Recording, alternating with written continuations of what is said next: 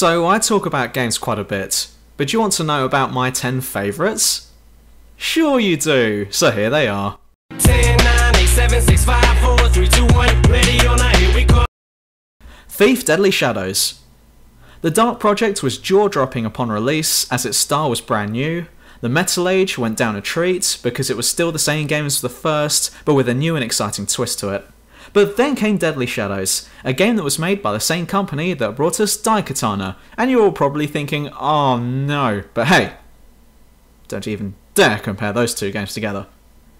Now, whilst many would completely disagree with me on this and say that this game f***ed up and that the Metal Age was the best, on an objective level I might agree, but this is personal opinions here, and personally I enjoy Deadly Shadows more. Deadly Shadows perfected the Thief art and brought it up to date into a 3D environment powered by none other than Unreal Engine 2. This game contained almost everything that we loved about the previous two games, but gave it a more in-depth slant to it. And yes, the rope arrows were removed much to my disappointment and the levels weren't nearly as big as before, but I got over it when I found out that I could finally go spend my money in shops after each mission and climb walls. Most people forget that you can climb walls here. This franchise was screaming out for shops to be added in, and finally they were, which meant that all of the gold that we got now felt more like something because we got to visit shops, rather than just wait till the end of the level and bought everything from there. But what did it for me was both the adrenaline rush of being somewhere where I wasn't supposed to be, knowing that I could get caught at any second, and the dark and demonic side of the story which had you freaking out and affecting your ability to come up with a hiding place or escape plan on the spot just made it for me. This game took everything that was great about the Thief series and brought it into the 21st century.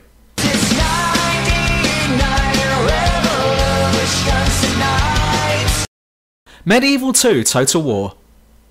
The only RTS game to appear on this list, but I was a huge fan of Total War all the way back when the first Medieval came out.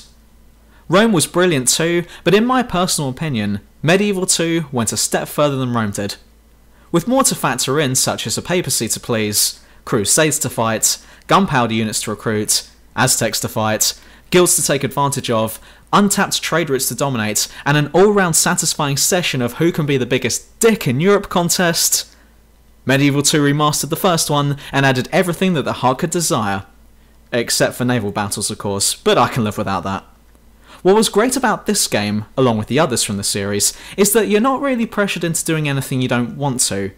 And sure, you got pushed into forging an empire in Rome by the Senate, and in all of the other games you're on a narrow time limit to become great, but even though you're on the clock, you can just take your time getting there, okay? You don't have to worry if you don't make it, it's the taking part that counts. And whether you're playing the main campaign, or if you're on one of the kingdom maps, you can forge your own kick-ass empire at your own pace, and at the pace that the enemy is willing to give up their lands to you, and funnily enough, the larger your army, the quicker that happens. I ain't got nothing but love, babe. 8 days a week. Deus Ex. Now, I had a real hard time choosing which in the franchise was going to make it on this list, and I ended up thinking, fuck it, number 1 is going on. I gave thought to Invisible War, and whilst I had a lot of fun with it, in hindsight it wasn't amazing, and despite Human Revolution being amazing, I still think that the first one was just that little bit more awesome. This series has got us playing as a superpowered secret agent man, whether it's JC Denton, Alex Denton, or Adam Jensen, who's clearly not a part of that family. Each one of these games brings with it its own brand of charm and uniqueness. Wow, that's really a word. Uniqueness.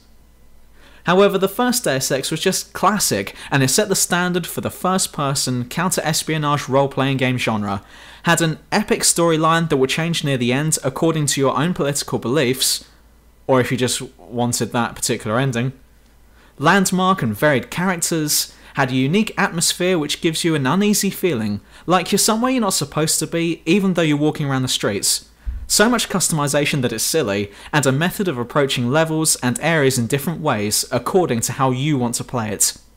Being a spiritual successor to both the Thief and System Shock series, this game houses the best of many genres, including RPGs, first-person shooters and stealth games, and rarely do we see games nowadays that can even match the standard that was set by the first Deus Ex. Lane Goodman. 7 Shock. Bioshock. I was introduced to this game on the Xbox 360 shortly after it came out, and it instantly became the game with the best atmosphere in my eyes. Oh my god, it was good. It was so messed up and surreal that you didn't really know how to approach it. The last thing you'd expect to happen at any given moment often happened here, and it made you feel uneasy, but at the same time, you wanted to press on to see what else would occur. The mesmerising entry into Rapture was only the start of things to come, as soon you found yourself jacking up on an unknown substance that's supposed to rewrite your genetic code so you can shoot electricity out of your hands. And then there was everything else, and don't even get me started. It was so messed, but you couldn't take your eyes off of the screen, and when everything was finally all said and done, you were left shocked. Maybe even bioshocked. No! As to what had just happened, and you were damned happy that you saw it and were severely looking forward to doing it again. Playing this game is like doing your best friend's mum.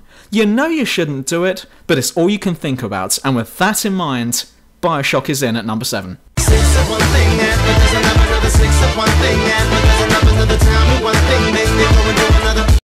Assassin's Creed 2. When Assassin's Creed 1 came out, it was met with huge success right off the bat.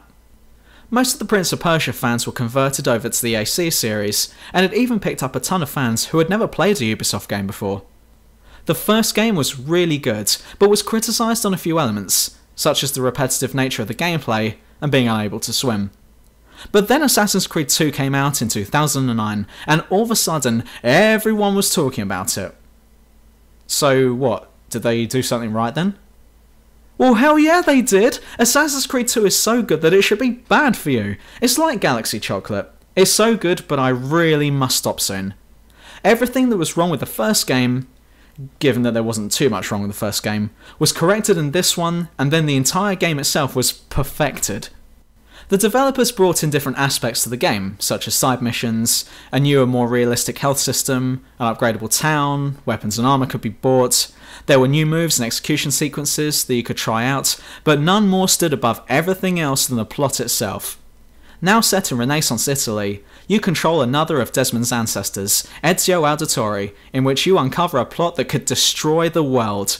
The enemy you once knew in the previous game has now gone underground and is behind the face of every powerful figure in history at the time, giving you a sense of impending doom and respect towards your unseen enemy. Though this game showcased one of the worst examples of DRM upon release, Ubisoft did eventually clue up to the fact that they messed up and got rid of it, and now the game is practically faultless. This game is 10 out of 10, and if you haven't already got it, then shame on you. You suck.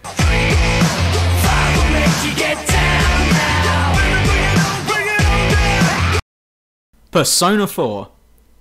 In at number 5 is the one game that I can't stop thinking about recently. See, here's the thing. The two aspects of a game that I'm mostly interested in is the gameplay and the story, and Persona 4 smashed the shit out of both of them. The story was 100% amazing. So interesting, so weird and bizarre, but at the same time, you feel like you're invested in it. No, in fact, you're at the centre of it. People are rescued from the other world because you fought your way to them. The different characters will develop their personalities by overcoming their fears and anxieties because you guided them through it, and ultimately, the killer will be found out and caught because you put all the pieces together. The game doesn't hold your hand through these parts. All of this will happen if you put the effort in. It's possible to not solve the mystery here and completely guess the wrong suspect, at which point, enjoy your bad ending, and I absolutely loved this game for it. Almost all other mystery games will just reveal the killer eventually, but here, you have to solve the case. Even putting the story to the side, the characters are so genuine and believable, the battle scenes, though repetitive, are still extremely interesting and entertaining to take part in. There are loads of different side activities to do, and I never expected that I was actually going to have to study for exams even after leaving school, because this game will make you sit school exams. Ultimately, this game is a very clever way of getting the player to play the game. You'll do everything in this game, not because an objective marker told you to do it, or because that's what the game wants you to do, but you'll do it all because you want to do it. You want to catch the killer, you want to save the next kidnap victim, you want to max out your social links so you can then fuse powerful personas. This game is about you, and this game is smart enough to recognise that you are the most important character in this game. Playing this was a rare treat, and has definitely earned the number 5 spot on this list.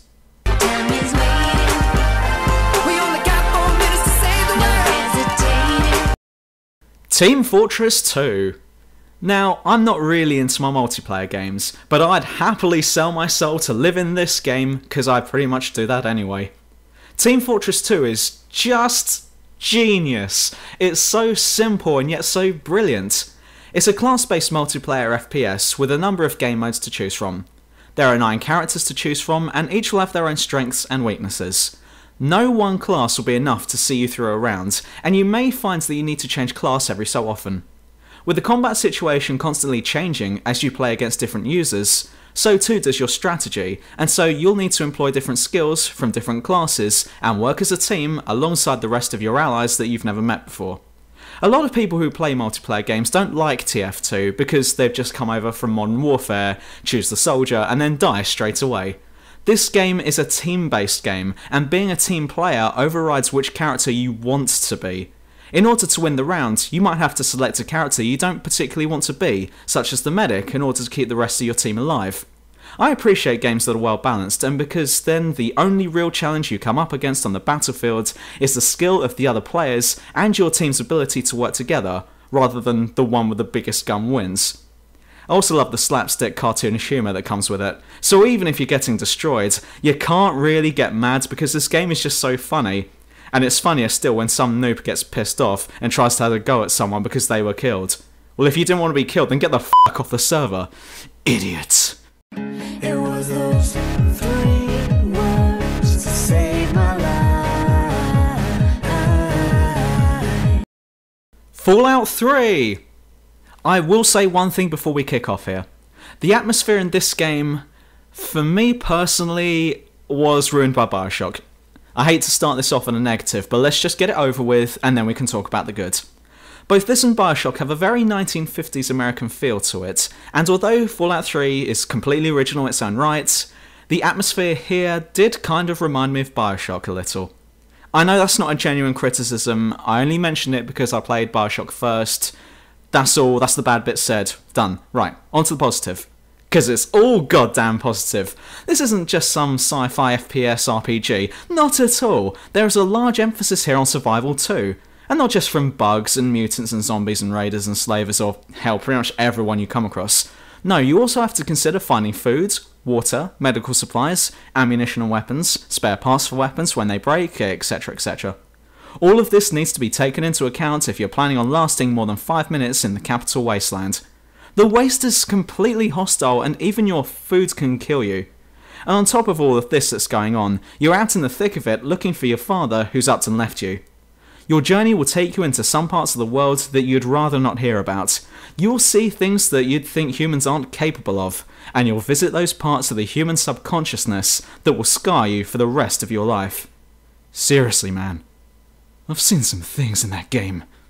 All I can say is that it's a lot like Geordie Shore. It ain't pretty.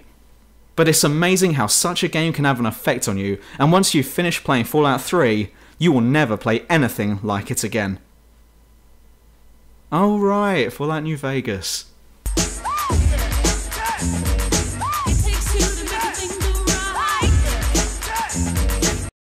The Elder Scrolls 4 Oblivion. Oh yes, the Elder Trolls had to make it in at some point. But no, it's not Morrowind like most of you thought, even though that game is great too, or Skyrim. But Oblivion is the first in the series that I played, and it's the one that I'll always go back to. I love everything about this game. There's no bad in it. Well, that's not entirely true. There is some bad, but the bad is so outweighted by the good that the bad becomes completely invisible. The main selling point about this game is that you can pretty much do anything you want, providing of course you can actually do it. It's pretty much like Thatcher's Britain. Actually, bad example, because that was pretty much the Dark Ages reborn. If you've got the ability to do it, then do it and f**k everyone else. Don't want to take part in saving the realm from oblivion? Then don't. Want to be a powerful wizard or dark assassin vampire? Then go for it. Want to be a travelling merchant and make tons of money off of selling stuff? Good for you. Or you can do what I do, and lead a secret double life of being a nobleman of the realm by day and a criminal mastermind by night. The choice is yours what to do, and there's nothing forcing you to do anything. It's your game, so you do whatever you like. I love that attitude in a video game, and Oblivion hits the nail on the head here. With too many hours to get sucked into that you'll lose weeks at a time playing this game, it's no wonder why it's my number 2 favourite game, which means... One more time, Unreal Tournament. I bet a lot of you saw this coming. The most perfectly balanced game to ever be released on any platform. Like Team Fortress 2, any skilled player will be an effective killing machine with any weapon he or she picks up, meaning that you don't necessarily need to head straight on over to the rocket launcher or Redeemer in order to win this round.